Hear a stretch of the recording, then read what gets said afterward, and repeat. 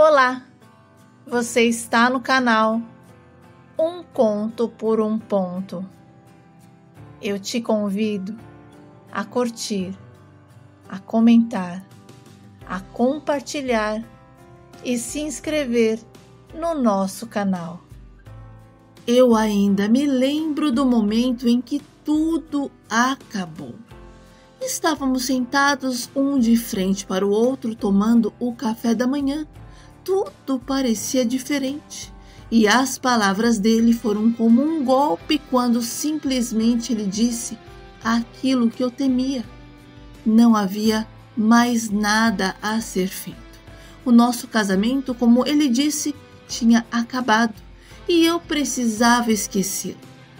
O José Eduardo falava com calma como se a gente tivesse um bate-papo e eu só conseguia sentir tudo desmoronando dentro de mim. Não estávamos brigando, não havia gritos e muito menos discussões. O Zé apenas revelou que não sentia mais amor por mim. E olhei para minha mão, focando na aliança, pensando em tudo o que tínhamos vivido até ali. Enquanto ele tirou a dele e colocou bem na minha frente. E eu fiquei incapaz de me mover, congelada no exato segundo em que percebi que tudo o que tínhamos construído não significava mais nada para ele. O meu marido se levantou e saiu. Não me disse nenhuma palavra que pudesse amenizar a minha dor. O José apenas se foi, como se a nossa história tivesse sido apenas um capítulo em um livro que ele tinha terminado de ler.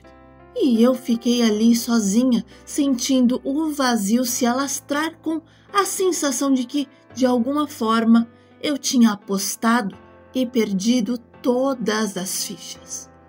Não sei dizer exatamente quantos dias se passaram desde que ele foi embora. Era como se a minha vida tivesse perdido o ritmo.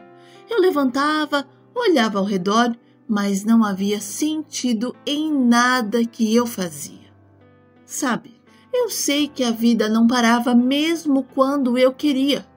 A nossa rotina estava tão entrelaçada com o trabalho que mesmo após o fim, ainda havia um vínculo que parecia impossível de quebrar. A gente tinha um comércio, um grande depósito de material de construção. E todos os dias o José me ligava como se nada tivesse mudado, perguntando se eu não iria trabalhar. Ele não conseguia dar conta de tudo sozinho. O negócio era tão nosso quanto o relacionamento tinha sido. Mas eu simplesmente não conseguia mais. Só de pensar em colocar os pés naquele depósito, enfrentar os funcionários, os clientes, tudo me causava uma dor física. Era como se cada tijolo, cada saco de cimento pesasse 1000 vezes mais do que antes. E o fardo emocional que eu carregava parecia crescer a cada ligação dele. E o José não se tocava. E sabe quando uma pessoa não percebe que você não é tão forte quanto ela?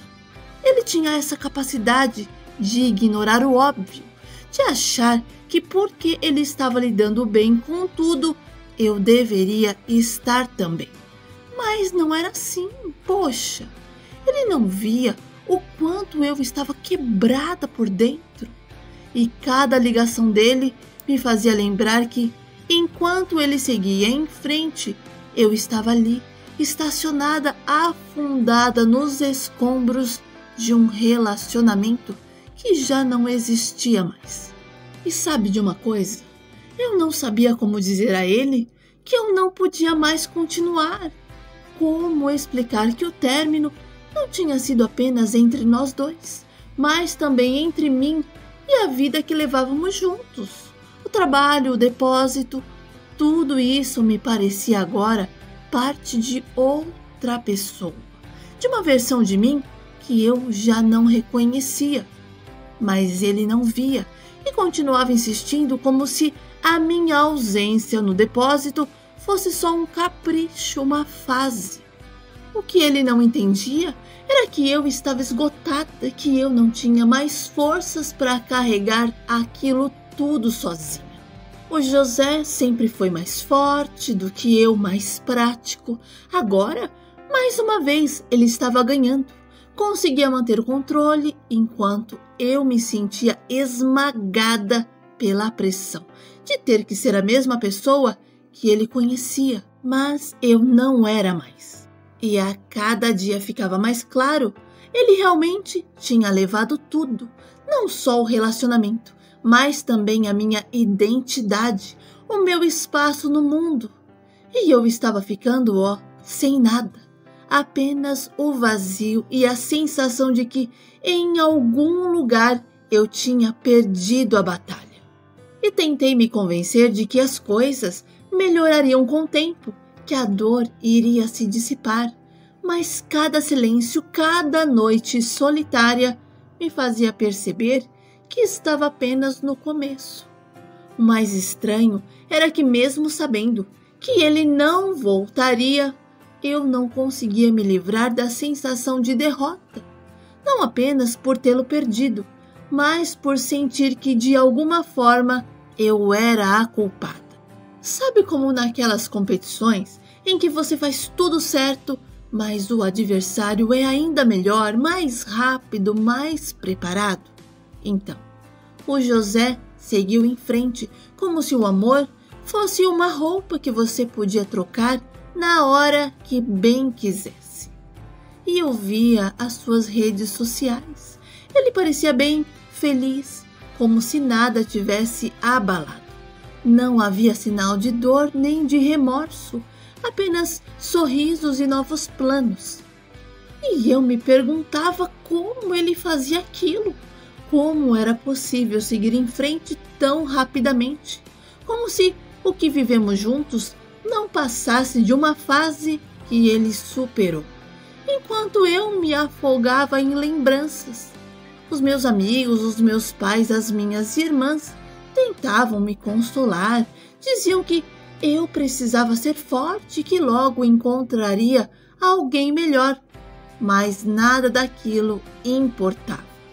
A verdade cruel era que, no fim, ele estava feliz e eu parada no tempo, sofrendo por alguém que não se importava comigo. Como se já não bastasse o peso de tudo o que eu estava vivendo, ele apareceu com outra novidade. O José tinha contratado alguém para trabalhar no depósito, assim como se estivéssemos precisando de alguém por lá. E trouxe uma mulher mais jovem, cheia de energia, andando pelo depósito como se já fizesse parte de tudo aquilo e que até pouco tempo atrás ainda era nosso. E eu estava lá naquele dia tentando dar conta de uma, de outra tarefa, mais por obrigação do que por vontade. E eu vi a mulher sorrindo, sabe? Conversando com os funcionários, ajeitando as coisas como se fosse a dona do lugar. E eu tive que engolir aquilo calada. Não podia fazer um barraco, embora a vontade de gritar estivesse presa, na minha garganta. Olha, eu senti o meu estômago revirar várias vezes, mas eu permaneci em silêncio, fingindo que não doía. E o pior não era o fato dele ter contratado outra pessoa, era o jeito como ele agia, como se fosse tudo normal, como se não fosse um golpe baixo em alguém que ainda estava tentando se levantar. Olha, sabe onde doeu de verdade? Foi no dia em que eu abri a porta do escritório. Eu não estava preparada para ver o que eu vi. O José e ela aos beijos, como se aquele fosse o lugar deles, como se tudo o que tínhamos construído já fosse parte de um outro tempo, de uma outra vida. E eu congelei na porta, incapaz de reagir por alguns segundos. E confesso que o meu mundo parou naquele instante. Aquela cena era a confirmação brutal de tudo o que eu temia. Não era apenas sobre o trabalho ou seguir em frente. Ele realmente estava me subestimando na vida pessoal, no negócio, em tudo. E eu fechei aquela porta com a mão trêmula, tentando não fazer barulho, tentando não chamar atenção. E o nó na minha garganta crescia, mas eu não podia me permitir desmoronar ali. Pelo menos não na frente deles. E pela primeira vez não me permiti pensar no que ele sentiria ou em como reagiria. O que ele iria sentir não me importava mais. Eu estava ciente de que não dava mais para mim continuar. Eu já tinha aguentado o suficiente, me forçado a manter a calma, a ser forte. Mas aquilo foi demais. Já não havia mais nada para salvar, nem no nosso relacionamento, nem no trabalho. E eu fui me preparando silenciosamente e não disse nada ao José. Mas eu comecei a organizar tudo. Documentos, contratos, papeladas para desfazer a sociedade. A nossa parceria no depósito já não fazia sentido. E eu sabia que ele era capaz de continuar sem mim. E quando finalmente eu sentei com ele para falar sobre o assunto, o José pareceu surpreso. Talvez ele achasse que eu nunca tomaria aquela decisão, que eu sempre ficaria ali no fundo da história, aceitando o que fosse, mas não dava mais para mim. E eu expliquei calmamente, sem drama, que estava saindo do negócio, que precisava seguir o meu caminho. E o José não discutiu, talvez porque já soubesse que aquilo era inevitável. Ele apenas concordou e assinamos os papéis. E assim a sociedade, o trabalho e o que restava da nossa vida juntos se dissolveu. Era o fim de uma era, era o fim de nós dois. E sinceramente, eu não sabia exatamente para onde a vida me levaria a partir dali. Mas uma coisa eu tinha certeza: eu não era mais prisioneira daquele passado. Eu estava finalmente seguindo em frente. E o José seguiu com o depósito enquanto eu decidi me presentear com um ano sabático. E com o passar do tempo, o que antes era um grande depósito de material de construção começou a perder a força. O José, apesar de se mostrar confiante, nunca foi bom com os números. E eu sabia daquilo. E também, assumir o negócio sozinho estava se mostrando uma tarefa mais difícil do que ele imaginava. E aos poucos, as finanças foi ficando fora do controle. E um dia, inesperadamente, ele apareceu na minha porta. Eu não esperava vê-lo assim tão cedo, sabe? Ainda mais depois de tudo. Mas o José estava desesperado e, sem pensar duas vezes, disse que precisava de mim porque o depósito estava à beira da falência. O meu ex-marido admitiu que pensou que conseguiria sem mim, mas não conseguiu. E que eu sempre fui a mente por trás dos nossos negócios. E começou a chorar, porque ele acabou perdendo o controle. E eu fiquei em silêncio, processando cada palavra que saía da boca dele. Sinceramente, parte de mim já sabia que aquilo ia acontecer, e sem me gabar, eu era quem mantinha o depósito funcionando. Mas a outra parte não estava disposta a voltar. Não depois de tudo o que aconteceu. Poxa, eu havia começado a traçar novos planos para minha vida, buscando algo que realmente me fizesse bem, longe das lembranças de tudo que o depósito e o José representava. E apesar de ter sido profundamente magoada por ele, eu procurei palavras que não o ferissem. Disse que sentia muito, mas que eu não iria poder mais ajudá-lo. e falei sobre os meus planos e vi o rosto dele se contorcer de raiva e frustração. E o José? O José me respondeu de forma arrogante, dizendo que os meus planos não poderiam ser mais importantes do que os dele. Além disso, afirmou que não saberia viver com menos do que estavam acostumados e que, se falisse, a mulher com quem ele estava vivendo iria embora, porque ela estava acostumada com boa vida e ela não era tão cheia de garra e forte como eu. E cada palavrinha impensada que ele soltou me atingiu, como um tapa. Depois de tudo que eu tinha passado, depois de tudo que ele fez. E a raiva começou a subir, algo que eu mantive guardado há muito tempo. E finalmente eu transbordei em revolta. E o José tentou me interromper, mas eu não parei.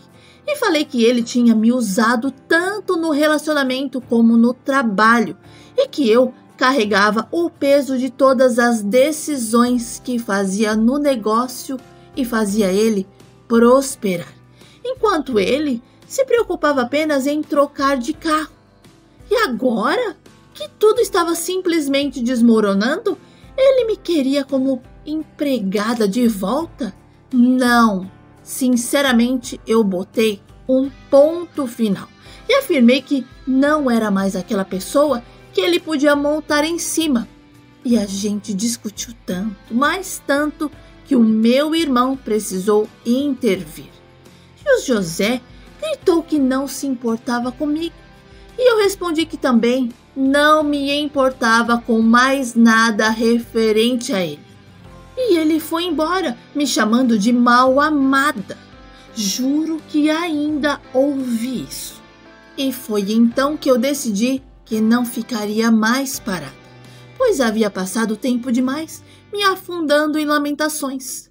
E com toda a minha capacidade e talento, enviei um currículo para uma empresa de médio porte na cidade, que estava à procura de alguém para liderar o setor administrativo. E com ousadia me senti preparada para aquela vaga. E apesar do processo seletivo ser desafiador, deu certo. Eu persisti e fui contratada. A primeira semana foi uma mistura de nervosismo e excitação. Afinal, aquele era um ambiente novo, cheio de desafios que eu ainda não conhecia completamente. Mas diferente do que eu imaginava, me senti em casa. Eu sabia o que eu estava fazendo. Organizar processos, lidar com os números, coordenar a equipe. Tudo fluía de forma natural. E a cada dia que passava, eu percebi o quanto eu subestimava minhas próprias capacidades, enquanto eu estava presa ao passado com o José. E trabalhar ali naquela empresa era mais do que só um emprego. Era uma afirmação de que eu poderia me reinventar, que o fim de uma fase não significava o fim da minha vida. E aos poucos eu fui construindo uma nova rotina, fazendo amizades no trabalho e, mais importante, me reconectando comigo mesma. E depois de meses trabalhando na empresa, eu já me sentia mais à vontade no meu novo cargo. E o setor administrativo estava organizado, as equipes eram eficientes e eu finalmente sentia que havia encontrado o meu lugar. E foi nessa fase que eu conheci o Márcio, o gerente de produção. Eu já havia ouvido falar dele em algumas reuniões, mas nunca havíamos interagido diretamente. Ele era bem querido por todos, sempre resolvendo problemas no setor de forma prática e eficiente. E um dia tivemos que trabalhar juntos em um projeto importante. E foi aí que as nossas conversas começaram. De início, era apenas trabalho. O Márcio tinha uma postura profissional e sabia exatamente como conduzir as coisas. Ele era muito direto, mas ao mesmo tempo ele tinha uma leveza no jeito de ser. não se estressava facilmente e sempre encontrava uma maneira de quebrar o gelo nas conversas, fazendo um comentário que arrancava um sorriso até nos dias mais cheios de tensão. E aos poucos eu percebi que tínhamos mais em comum do que eu imaginava. E durante as nossas pausas para o café, começamos a conversar sobre assuntos além do trabalho. Ele era divertido, sempre com histórias para contar e me fazia rir de coisas que antes eu achava que não tinha mais espaço na minha vida. Ele respeitava o meu tempo e o meu espaço e aquilo era algo que eu realmente estava precisando. E um dia, durante uma dessas conversas, ele mencionou algo que me pegou de surpresa, falando sobre o divórcio complicado que ele também passou há alguns anos atrás.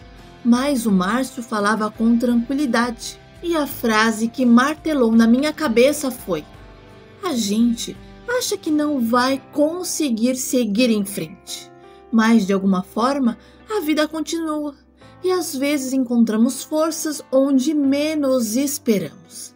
E aí, meu bem, descobrimos que morremos por alguém que não era realmente o amor da nossa vida. E aquelas palavras dele tocaram fundo e eu me senti conectada com ele de uma forma que eu não esperava. Bom, o nosso relacionamento cresceu aos poucos, sem pressa. Não era como antes, quando tudo parecia uma corrida para provar algo.